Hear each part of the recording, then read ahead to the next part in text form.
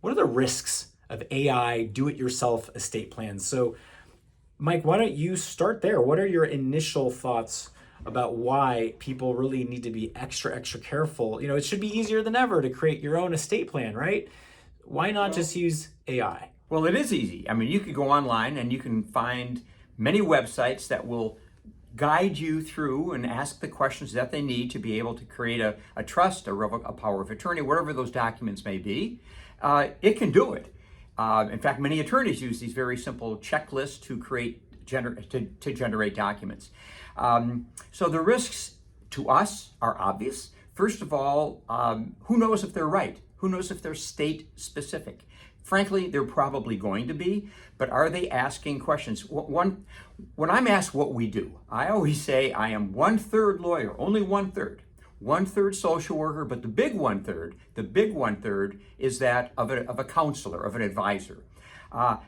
Does something online, and someday it may, but so far, does something online, listen to your affect. Read the body language that you get when you're meeting with someone personally.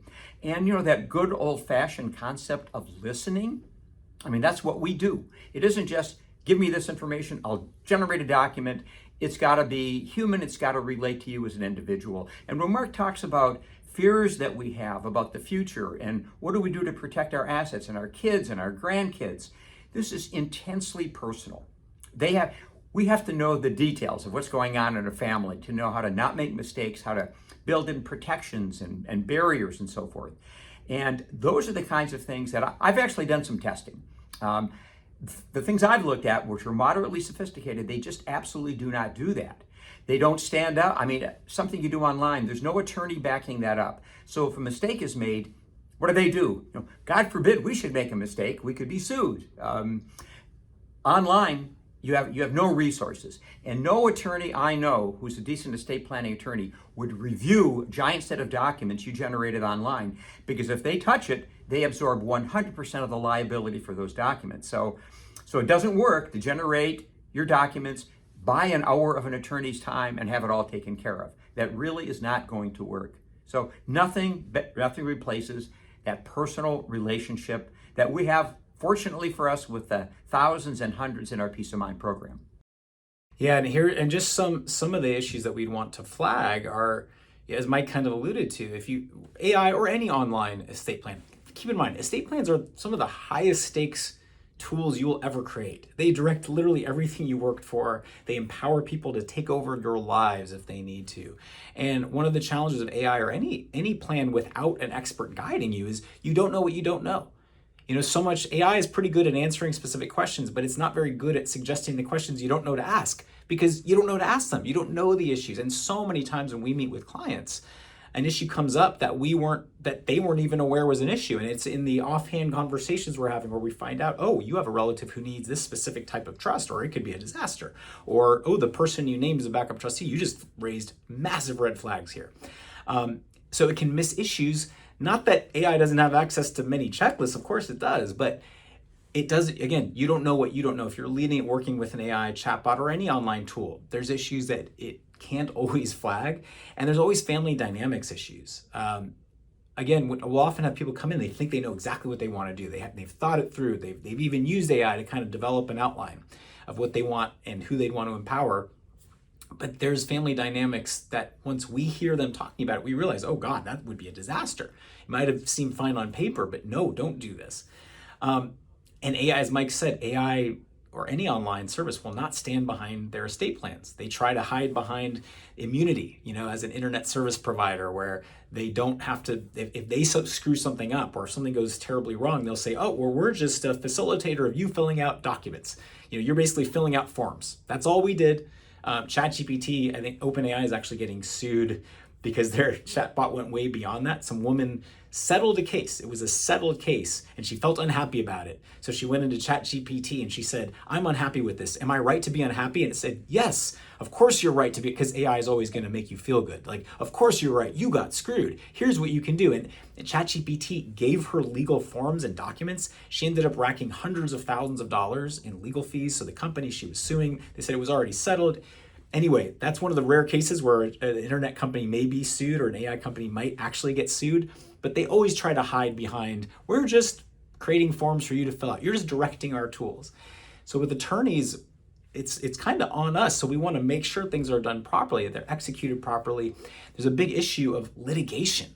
Right? So hallucinations, you don't need us to tell you that. We still see regular hallucinations when we ask estate planning questions. Often they don't know the current estate tax law. They don't know current Medi-Cal regulations. AI is excellent at some things. It's not good at staying on top of changes in things in real time. And it makes a lot of mistakes, but it makes you think that it's exactly right. And the risk of future litigation. So it's going to be an S show in coming years. So we're already seeing the area of trust and estate litigation. As the baby boomers pass away, there's going to be trillions of dollars passed from one generation to the next. And what happens when lots of money changes hands? Well, there's a lot of fights, right? People get greedy, they get selfish, they feel like they were wronged. And how do you challenge a trust or an estate plan? The two primary ways you challenge are lack of capacity or undue influence. Lack of capacity means, hey, when this person created the trust, they didn't really understand what they were doing to the level needed to create this high stakes legal document. Or undue influence, meaning, okay, maybe they knew what they were doing, but someone was standing over their shoulder, someone was pressuring them to create a plan they wouldn't have created otherwise, that they are leaving it to someone that they wouldn't have favored, but for the pressure they faced. Mike? Yeah, so let's do like a really benign seeming circumstance that I think is going to play out thousands, maybe hundreds of thousands of times. Okay, mom doesn't have a huge estate. She wants to do something online. Her daughter, wonderful, devoted daughter, is helping her. Daughter is there with her on the computer. You can just see this happening. And they fill out the form and everything seems fair to her. Okay, then later on, let's assume there's the two, either or both of the challenges that Mark just raised. First of all, capacity. Who can attest to capacity? Only the daughter who's standing there? What's going on? An attorney's job is to be sure that there really is capacity. Somebody has to substantiate. What about undue influence? There's the daughter in the room with her, helping her on the document. So if the daughter is named as the trustee or gets any advantage, she's going to lose, because it's prima facie, and it's sort of obviously a presumption of undue influence if the person who somehow comes out ahead is the one guiding the older person, mom in my example, to prepare an estate plan.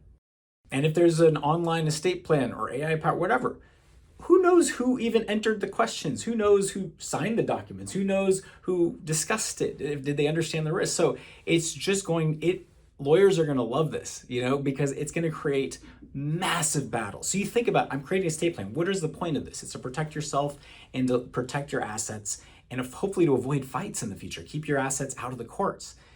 One little mistake in this process, without anybody to help stand behind it and defend the plan, can leave your family with years of painful and expensive litigation. If that's even a 1% chance, that's a terrible thing. And with online and AI powered plans, we think that's going to lead to an explosion. So working with an attorney is absolutely critical. And we'll just show briefly what an AI tool can and can't do. This is a high level. This was actually created by Claude. So, we'll see. This is what AI itself told us when we just were like, hey, give us some examples of how you Claude would look at this. So here, I don't know if it's appearing yet, but AI tools versus attorneys. So legal accountability. So an AI tool, there's no liability. They have no liability under current law. It might change, who knows. Attorneys, we have to stand behind our plans. If there's a problem, your family comes to us and we have to help work it out. AI, no one will stand behind it. No entity will help you fix it if there's a problem. Personalized advice. Generally, online tools are generic templates. They don't know your family dynamics. And our job is to create tailored plans and to really customize it to your specific needs, but really getting to know your situation in a higher level of depth than any checklist would have. Law compliance. So this may get better with AI, but right now we still see many out-of-date citations and many hallucinations that cause issues. As attorneys, it's our job to stay on top of law and to make sure that we're on top of things. As we talked about, capacity assessments, undue influence assessments. There is zero. That is where there will be zero help from AI or online tools, where you have to have an attorney, especially as people get older and there's worries about their ability to understand things, capacity and undue influence. If we don't think someone understands what they're doing, we won't do the plan. And if we see issues with undue influence, someone manipulating someone, we won't move forward with the plan. We want to help protect you from fraud or issues, or we want to protect your family from litigation later. Sometimes we might see this isn't fraudulent. This person clearly knows what they're doing, but given the circumstances, let's take some extra steps to document this and defend this, just to head off a potential issue in the future. So again, no help there on the AI side. Execution and notarization, witnessing, executing documents properly. It's kind of I don't know what the statistic is, but I think it's like 60-70% of people who start documents online don't finish them, or they don't execute them properly. I'll have to check that stat. Part of our job when you're working with us is to make sure you get to the finish line. And it sounds trivial, but it's actually hugely important. If you don't, I actually got a text today from a client we work with. I think we initially created their plan months ago. We've been checking in with them. They said, hey, are our documents valid now? We haven't signed them yet. And I said, no, let's get it in place. And let's get these signed and in place. And I think if they'd done these online, they would have forgotten forever. But we've been pinging them and bugging them. They're finally going to get them signed. So a small example there. So I think the role of us attorneys in this new age is, I think, even, again, AI experts, whoever you talk to will say, you need an expert in the loop. Like, is our firm using more and more AI tools to try to get more efficient and better? Of course. But if you don't have an expert, a subject matter expert overseeing it, you don't know what you don't know. And so I think everybody's kind of coalescing over, maybe we can do more with less using this technology. But if you don't have an expert in the loop, checking things, asking the right questions to get the right information into the system, as they say, garbage in, garbage out. You have the best system on earth, but if you don't know to test the right inputs and to understand the issues, the output's going to be bad. And again, AI will not stand. Claude and ChatGPT, you can't call them to the witness stand to defend your plan. I promise you that.